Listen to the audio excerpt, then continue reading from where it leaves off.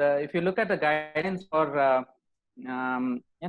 competency-based training assessment for postgraduates, the ECG Viva station is usually on a table which is clubbed with many other things, including ABG charts, X-rays, pulmonary function tests, various clinical assessment charts, etc.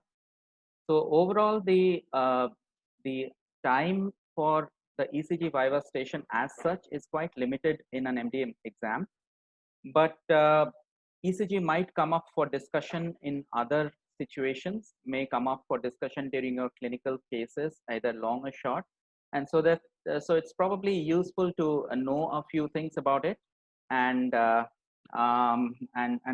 that's what this presentation is going to be about.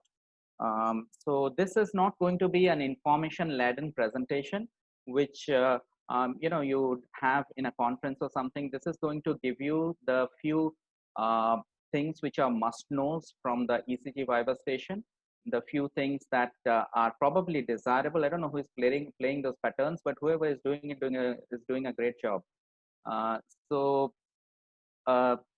Right. So let's begin with the basic ECG waveform. So as we all know, the basic ECG waveform is, just one second, do I get the annotation somewhere here? Yeah, yeah.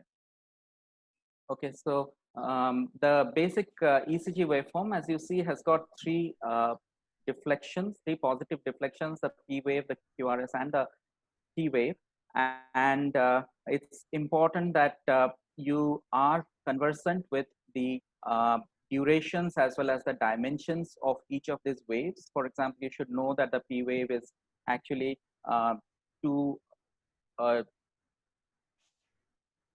yeah, this is better, is it not? The spotlight. Yeah. So you should know that the P wave is actually 2.5 small squares. You should know the durations of the QRS complexes and the QT intervals, the PR interval as well. And you should know the genesis of these of all of these waves. So you should know that the P wave is actually representative of atrial depolarization, that the QRS complex represents ventricular depolarization, that the T wave represents repolarization of the ventricles. And sometimes you might have a U wave, which especially in patients who are having bradycardia, patients who have who are digitalized, patients who have been hypokalemic for some time, and that represents a slow depolarization of the papillary muscles. So these are basic things which you should know. The other things you should know is that how a positive wave and how a negative wave happens. Obviously, I'm sure most of you know that positive waves on the ECG are representative of the fact that the current is actually going towards that particular electrode that you are looking at, and that negative waves are things that happen when the current is going away from that electrode. Also important to know, to be very concerned with the ECG paper and the voltages and the time that goes around while you're recording ECGs.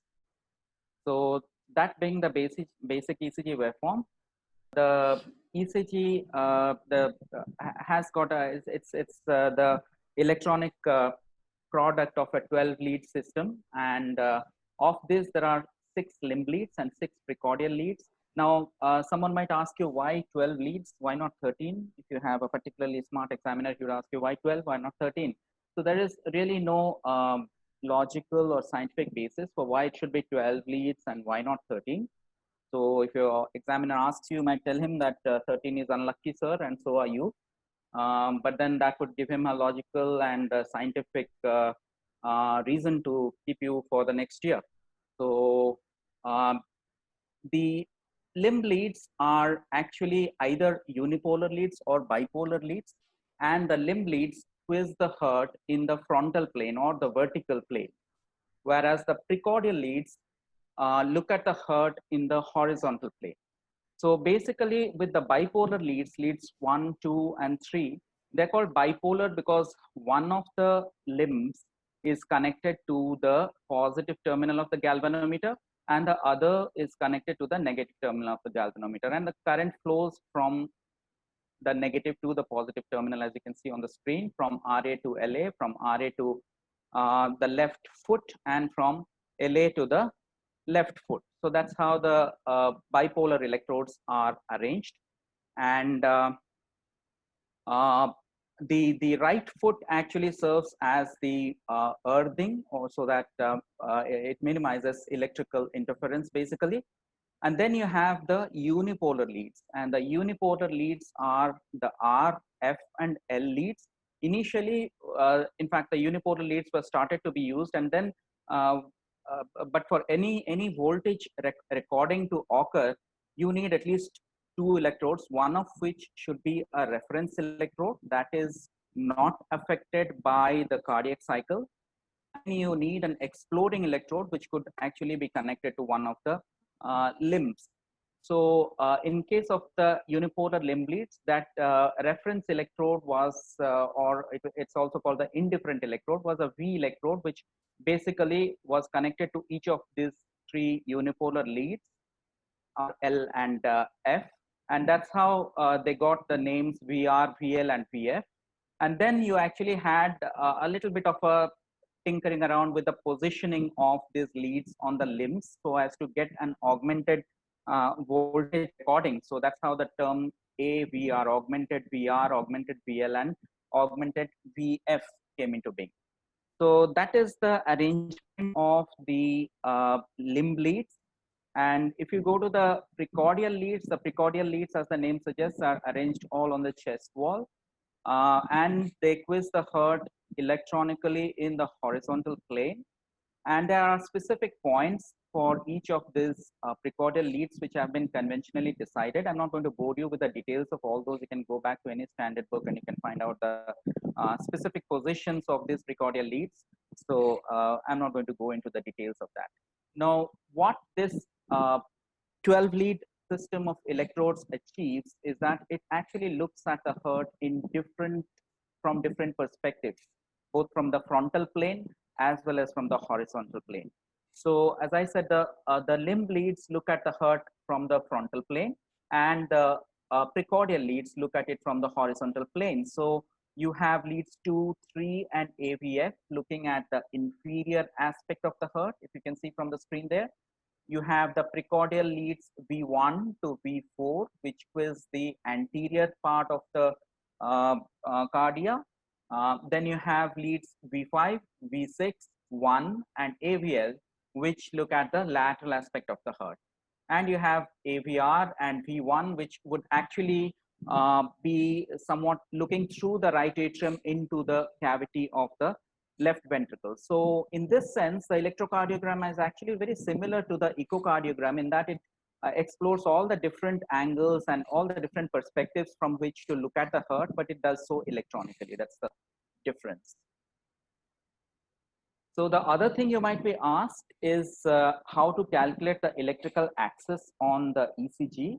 Now, as we have already discussed earlier, when the current flows towards a particular lead, it shows a positive deflection in that particular lead.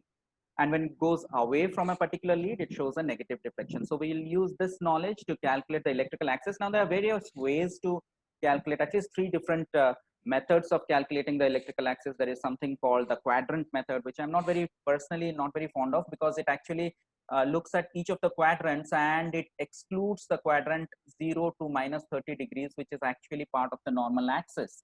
So what I'm going to demonstrate to you is the isoelectric method of calculating the electrical axis. Remember that the normal electrical axis of the heart extends between minus 30 degrees to 90 degrees. So that's the normal electrical axis of the heart.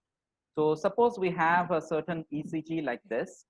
So the first step in determining the electrical axis of the heart would be to find out the isoelectric lead.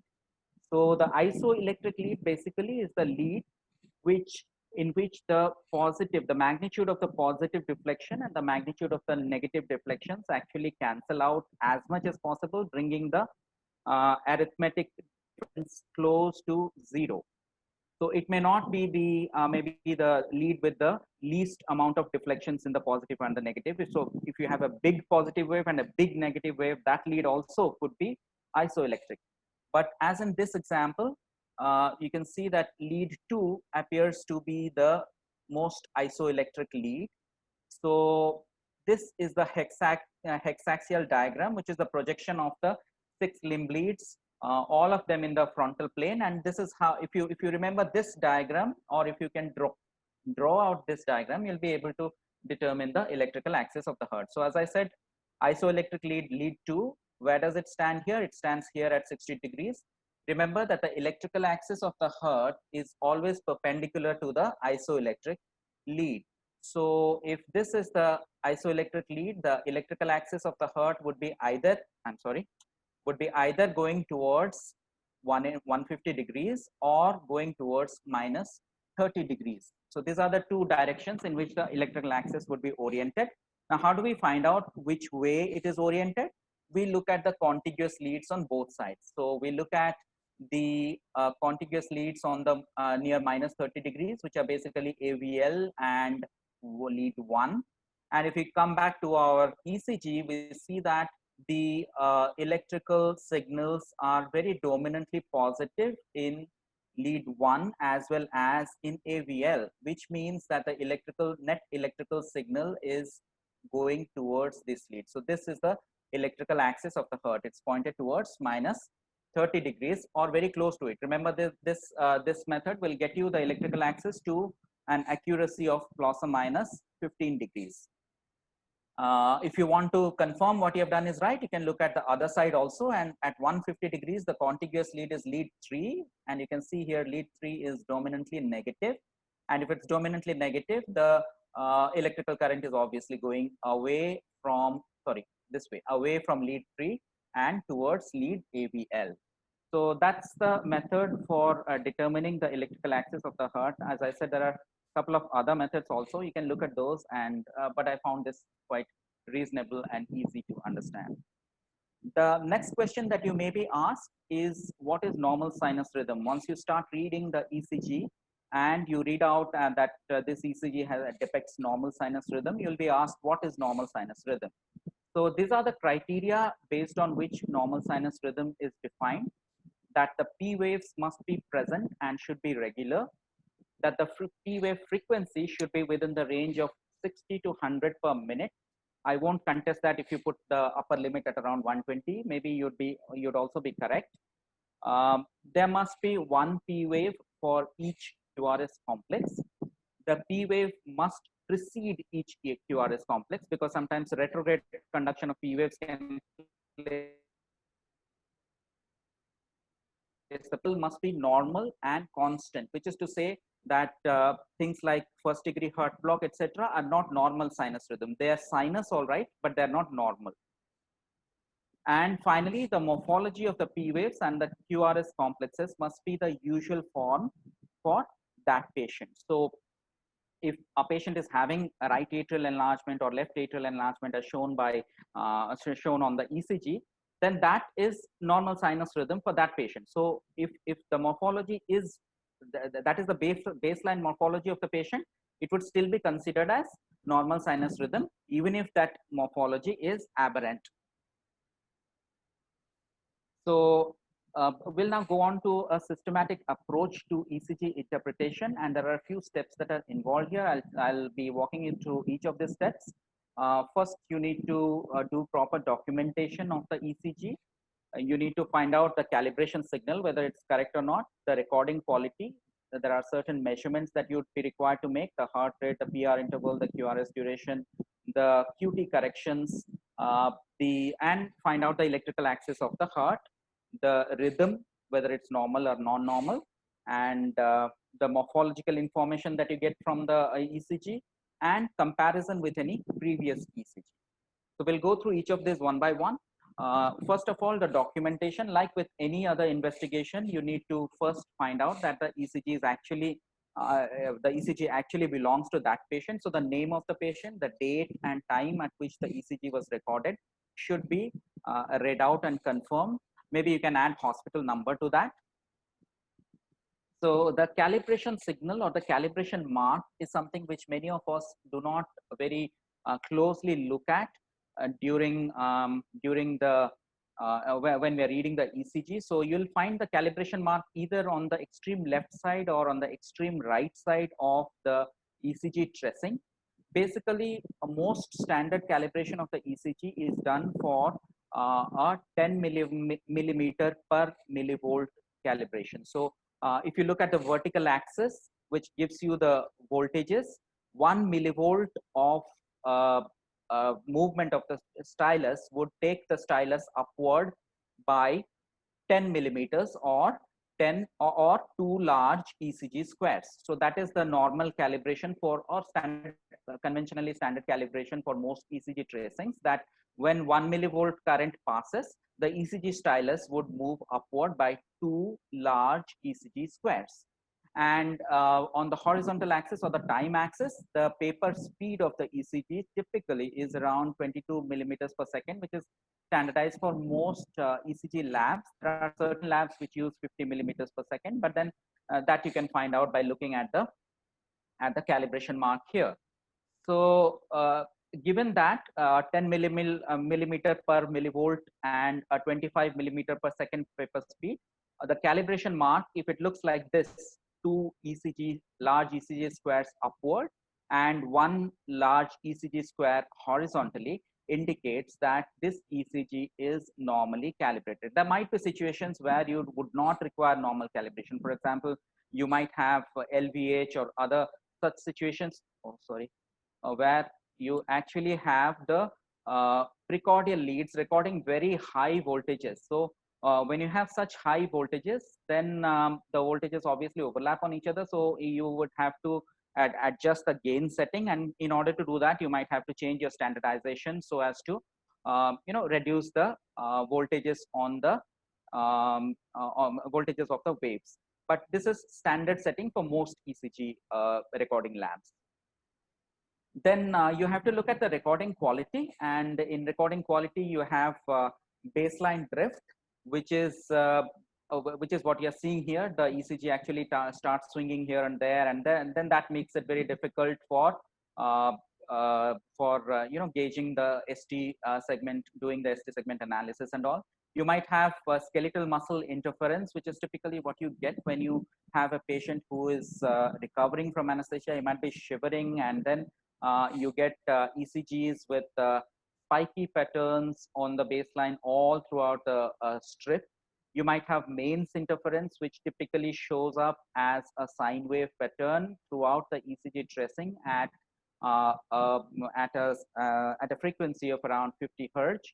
So these are all the various artifacts and things that you could comment about the recording quality of the ECG. Amongst the measurements, obviously the most important measurement would be the heart rate. And in heart rate, as we know, each large square is equal to 0.2 seconds. Each small square is equal to 0.04 seconds when the ECG is moving, when the ECG is standard calibrated. That is, it is moving at around 25 millimeters per second.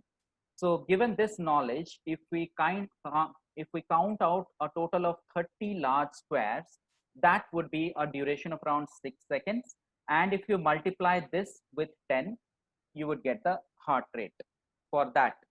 Considering, I mean, you obviously have to count out the number of QRS complexes and multiply that value by 10 to get the heart rate.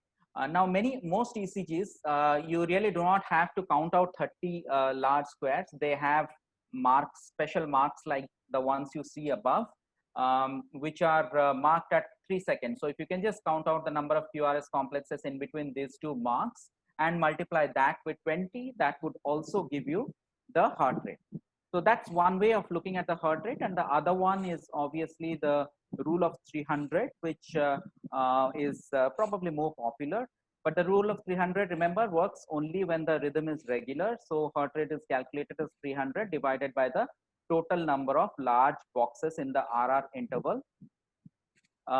You could also do this 1500 divided by the total number of small boxes in the RR interval. You'd get the same value.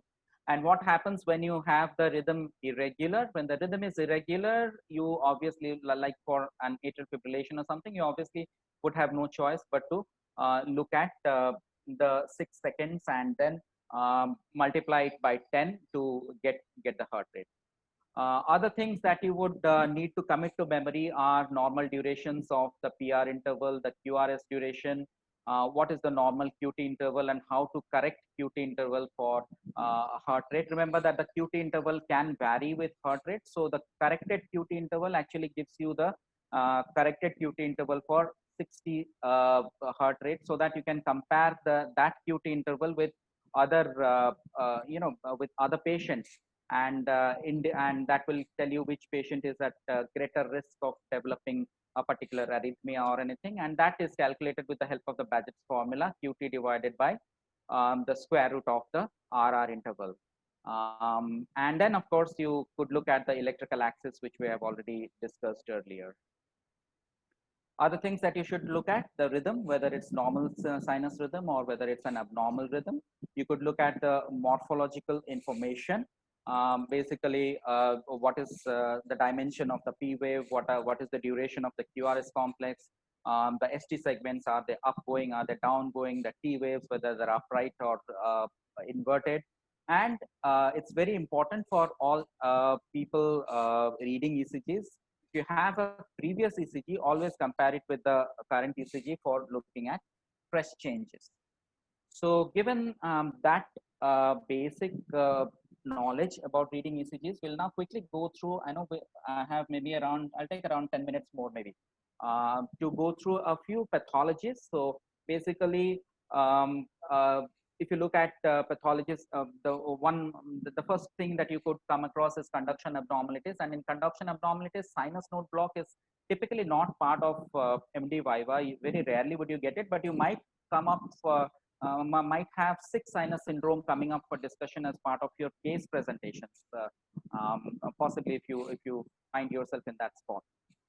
So six sinus syndrome, again, you should be able to tell that it is not a single pathology. It's actually a constellation of various pathologies that affect the sinus node as well as the conduction system of the heart, and can result either in sinus node block or in atrioventricular blocks. And you should be conversant with what are the causes of sick sinus syndrome. There can be multiple causes, starting with myocardial infarction, electrolyte disturbances, endocrine problems, cardiomyopathy. So many causes of sick sinus syndrome.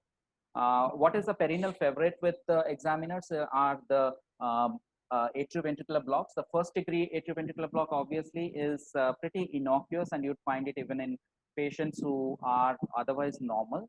So each P wave, the PR interval is prolonged, but each P wave does get conducted to the ventricles. So you have one QRS for each P wave.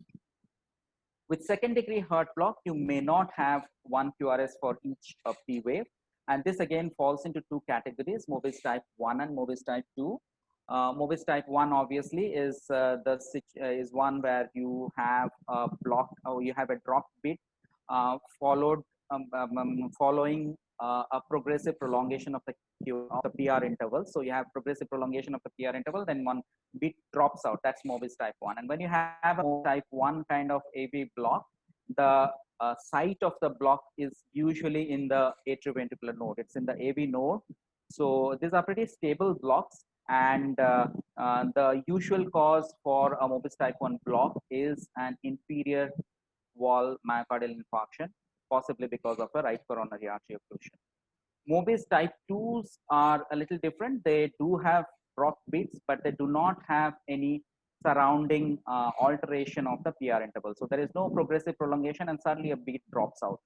So these are more commonly associated with anterior wall myocardial infarctions, and they are also the more dangerous ones, and they are also the ones that might progress to becoming a complete heart block.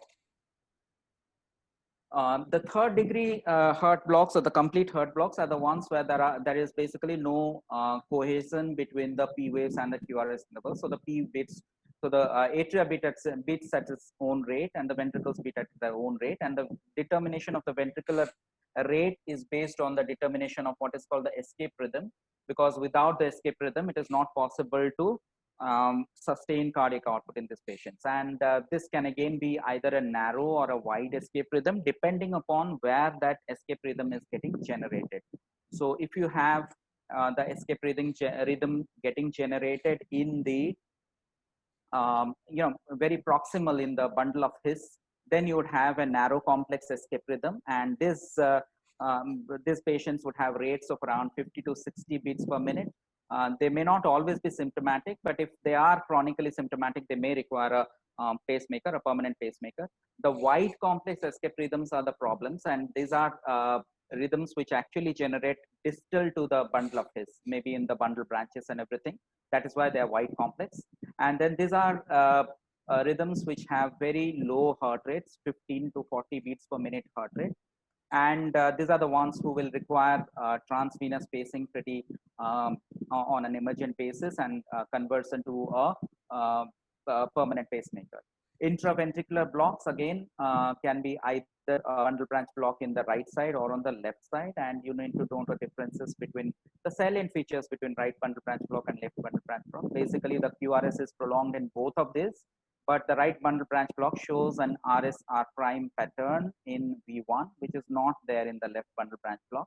Similarly, there are other subtle differences, including the absence of septal Q waves in the lateral leads of left bundle branch block. But basically, the distinguishing feature would be an RS-R pattern, which is present in the V1 lead of the right bundle branch block. So coming to the arrhythmias, the supraventricular arrhythmias, the ones that most commonly come up for discussion would be either the atrial. We already have a lot of supraventricular arrhythmias on the screen. I don't know what is going on, but we do seem to have a lot of patterns on the screen. But I would want you to concentrate on these patterns. This is atrial flutter and this is fibrillation. And you need to be able to differentiate between the two.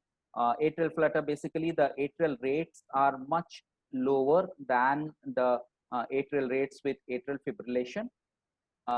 The presence of sawtooth waves, which are basically multiple P waves that are present on the atrial flutter, also differentiates it from the fine F waves in the atrial fibrillation tracing. But sometimes you may have coarse fibrillations, which would be very difficult to differentiate between atrial flutter and atrial fibrillation. So what you need to do is you need to look at the rhythm.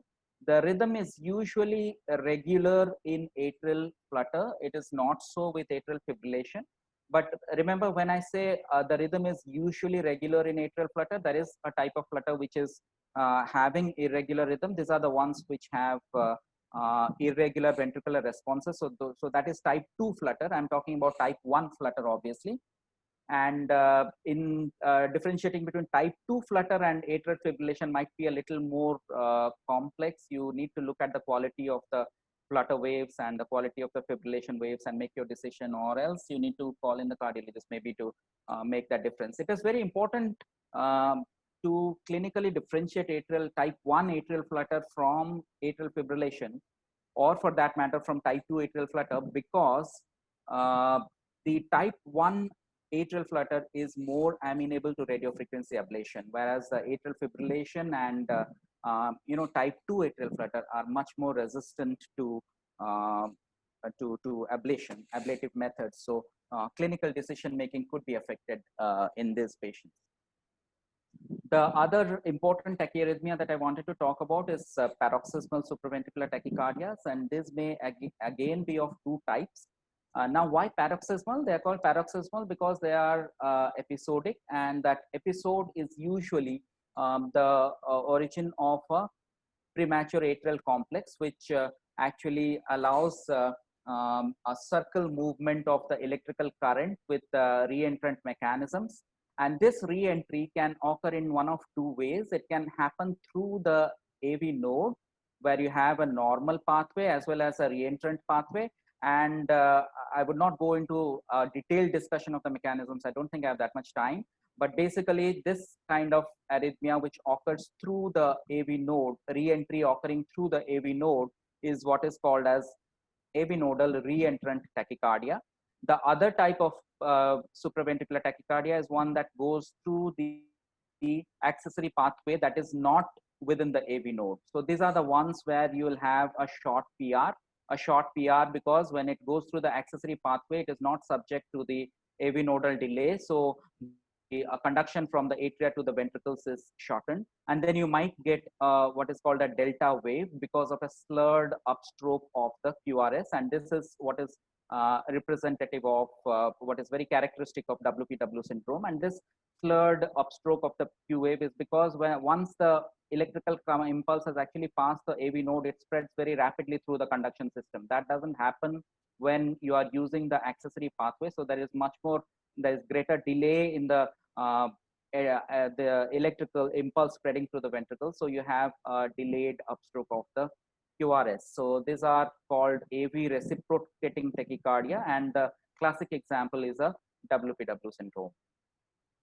So you could also be asked the differences between atrial complexes and premature ventricular complexes, that is premature atrial complexes and premature ventricular complexes. And remember that premature ventricular complexes have a full compensatory pause. Premature atrial complexes usually do not have full compensatory pauses. Premature atrial complexes do have a P wave, but it will be an abnormal P wave, abnormal morphologically from the irregular sinus wave, which you are likely to see in other complexes. Premature ventricular complexes usually do not have a preceding P wave. Sometimes there may be a retrograde conduction and the P wave may come after the QRS. The premature atrial complexes classically show RBBB pattern, whereas premature ventricular complexes can show any pattern. They show very bizarre QRS complexes with bizarre axis, maybe extreme axis. Of course, I didn't tell you what is extreme axis, did I? I forgot to tell that. We'll discuss it at the end maybe. So QRS axis is usually normal with premature atrial contractions. The QRS is very rarely above 0.14 seconds with the premature atrial contractions. The QRS may well be, in fact, in most situations, it will be greater than 0.14 seconds with premature ventricular complexes. So we talked about compensatory pauses and non-compensatory pauses. This slide is just to demonstrate what I mean by a compensatory pause and what is a non-compensatory pause. Now, suppose you have a premature complex and you want to know whether the delay after the premature complex is compensatory or non-compensatory. What you need to do is you need to take at least 3 consecutive normal tracings, sinus tracings of that ECG, and try to superimpose the P wave of the first sinus, first normal sinus complex with the complex which precedes the premature complex on the ECG. And if these two P waves are coalescing with each other, are actually concordant with each other, and if you have the third P wave of the normal complex correlating well with the P wave that follows the premature complex, that is a compensatory pause. If you do not have that, as often happens during premature atrial complexes, as I said, premature ventricular complexes have compensatory pauses. This is a non-compensatory pause where the P wave following the premature complex does not actually fall on the normal sinus rhythm P wave. So this is a non-compensatory pause. So that's one way of differentiating compensatory and non-compensatory pauses. For ventricular arrhythmias, I think you are a lot more comfortable with ventricular arrhythmias because those are taught as part of ACLS and everything more comprehensively than our atrial arrhythmias. So I'll just run through this. Ventricular tachycardia is 4 or more consecutive PVCs. The classic hallmark of ventricular tachycardia is AV dissociation, and this is what actually helps to differentiate ventricular tachycardia from supraventricular tachycardia with aberrant conduction, which also in some cases may look very closely similar to ventricular tachycardia. Then you might have a discussion on torsade de pointe, where you have a VT with a varying axis. So the VT will be like it is moving up and down along a particular axis, and this can be caused by drugs that prolong the QT interval. And treatment is typically with magnesium sulfate. Ventricular fibrillation, I'm not going to cover. I think you would have enough of it in your ACLS lectures. So how do you differentiate SVT with aberrant conduction from VT? typically SVT with aberrant conduction will have a prolonged QRS complex, but rarely will it be more than 0.14 seconds, while VT will almost invariably be more than 0.14 seconds. AV dissociation is the hallmark of VT. So you'll not get any P waves or stuff like that in VT. You might get P waves in SVT. Vagal maneuvers are more likely to convert SVT with aberrant conduction, obviously. There will be a concordance of QRS complexes in V1 to V6 in VT, which is to say that the QRS complexes will be almost similar progressing from V1 to VT, may not be the same with SVT with aberrant conduction. There will be extreme axis deviation with VT, rare with SVT, and coronary artery disease history is more common with VT, whereas with the SVT, you might be having a greater possibility of finding PSVT as one of the histories. LVH and RVH, there are voltage criteria for diagnosis of LVH and RVH. Rarely comes up for discussion in the table Viva, but if you have a hypertensive patient who has come up for your case, and the examiner gets to look at the ECG, you might be asked voltage criteria for hypertrophy. So please go through that. Another important thing is to look at the sequence of changes in acute myocardial infarction. So typically when acute myocardial infarction happens, the first change, or rather when acute injury to the myocardium happens, the first change that you see is an ST elevation in the leads that are facing this wall, this particular wall. As we have seen, we know which particular wall faces which leads. We saw it in the 12 lead arrangement. So the initial changes are in terms of ST elevations, which occur within a few hours of myocardial injury, and these are not representative of myocardial infarction. They're only representative of myocardial damage.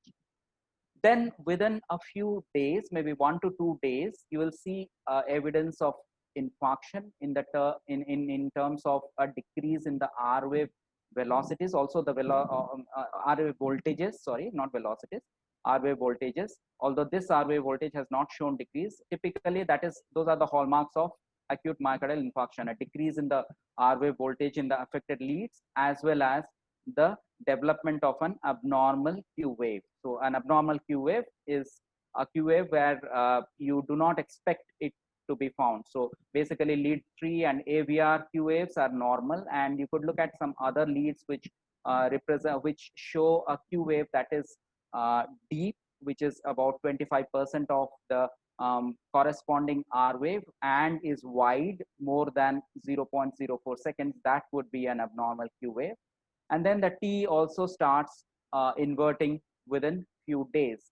Then within a few weeks, you would have the STs actually settling to normal, and you would have T wave inversions, which are deep and symmetrical. The Q waves will persist, and then several years later, the T might actually recover, and the Q waves usually persist for a pretty long time, and the R wave voltages would still be low.